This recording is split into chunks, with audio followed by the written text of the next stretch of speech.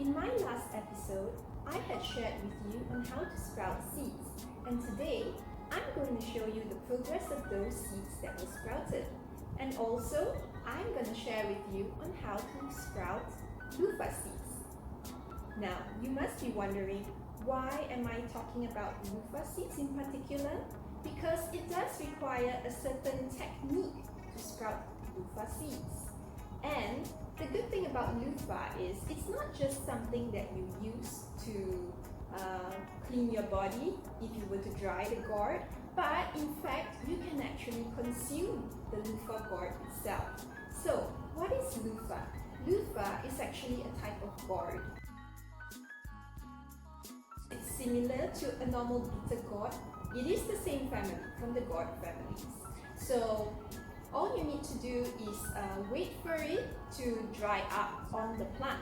So the gourd fruit needs to dry up on the plant, and that is how you get your loofah sprouts. But if you just consume it as you would like any other gourd, means that you harvest it when it is fresh and supple and matured enough for you to consume, then yes, you may be able to consume the gourd itself. So I love the idea of being able to have two purposes for one plant, which is firstly to consume the plant, and secondly to reduce the need for me to purchase any body scrubs in that sense. So using this, I don't have to buy all the plastic sponges and stuff like that. That also means less packaging. So let me bring you through. So here are the pumpkin seeds. This is just the next day of the video which I had shared in my last episode. It is the next day since that video was recorded. So you can see in just an extra one day how much the sprouts have grown. This pumpkin seed was sprouted using a soilless method. That means there's no soil and all I do is place a tissue paper and mist it. Spray the seeds every few hours a day. Okay, so I'm going to be harvesting them as microgreens instead. So pumpkins are actually a cousin of loofah gourds. Now, loofah, pumpkin and cucumbers, all of these fall under the same family, the 𝗀𝗽𝗿 family. So all of them look almost similar. They have a pretty similar growing pattern, which is they are creepers. They need a lot of support, and these plants, if you look at the seeds, look almost similar to the loofah seeds. The only difference is the loofah seed is black. The shape and the sizes are pretty much almost similar. So here are loofah seeds. I got these loofah seeds from a member of my Plant Swag group. Plant Swag is a Facebook group that I set up for people to share, to swap or gift any plants, seed, cuttings or saplings or seedlings, whatever, to swap or gift amongst each other. So a member of mine actually shared with me some loofah seeds. It's quite a prized possession for me because I only received 3 pieces of the seeds. And here you can see I planted only 1 seed and it germinated and sprouted really well. So I would say, yay, that is a 100% success rate for germination. Here is the sprouted loofah seed. I started it in a soilless method because I like to see the roots come out, just to also be sure that the seed is going to germinate because it is such a prized possession for me. I'm going to share with you what is the special technique that you need to do in order to make sure that your loofah seed will sprout. So before you start to germinate your loofah seeds, there are 2 important steps that you must first do. Firstly is take the seed and a nail clipper. You're going to need to clip off the pointed part of the seed. If you look very closely, there's actually one part that is pointed and another one is curved. So what you want to do is to clip off a little bit of the pointed part. Now, I'm not going to clip it off in front of you now because I do not intend to sprout any more loofah seeds. I do not have the space for it. So once you have clipped off one corner of the seed, what you do is soak the seed in water for 12 hours up to maximum 24 hours.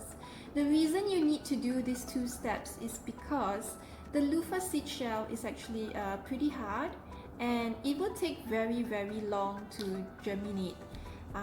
So by doing these two steps, it helps to increase the chances of your seed being able to germinate and sprout. Once I have removed those seeds from the water, I then wrap them in a tissue paper and put them into a bag. Any small plastic bag would do. So this is the plastic bag that I use. I just seal it using this wooden peg. Every day, just mist the seed once or twice a day. You don't want it to be soaking wet, you just want it to be moist. And when it is kept inside the plastic bag, the sealed plastic bag, it is able to keep it moist longer. So you do not need to spray too often in a day. And here you can see, I'm going to remove her from the bag. If you look closely, you can see all those roots. Amazing, isn't it?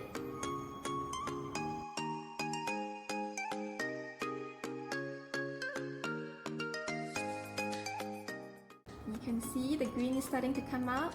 So you can actually place this out in the sunlight already. Remember when I mentioned once you start seeing a little bit of the green coming out, they're going to need sunlight to do photosynthesis.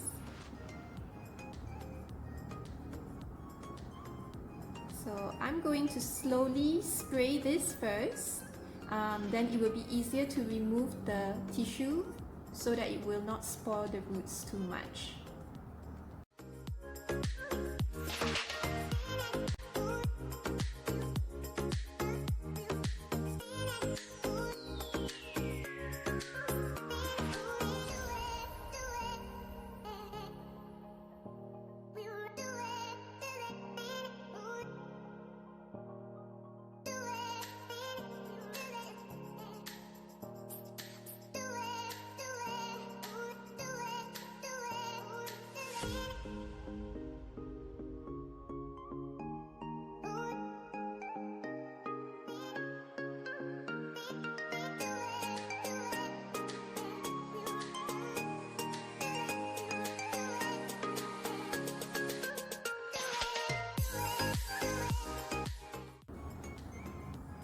This is how thick the shell is. It's really...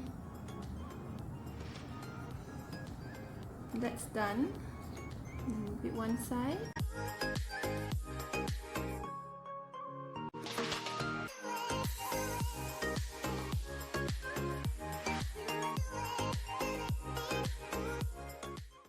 So I have managed to remove as much of the tissue as possible just to show you the roots. Now, just yesterday, this seed did not have any roots. In fact, it only looked like a radical was sprouting out. And in just one day, look how much it has already grown. So this is just to show you how robust the root system of this loofah seed can actually grow really fast.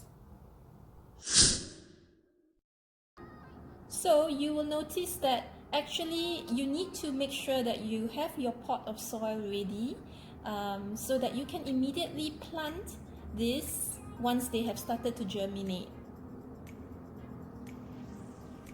So I've transplanted her into a pot.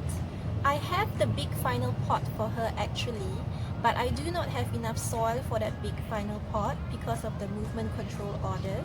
So this small pot will have to do first for now. This should be able to last her for the next 2 weeks or so. I'll keep sharing her progress with you guys, and thanks for joining me, you guys. See you again soon.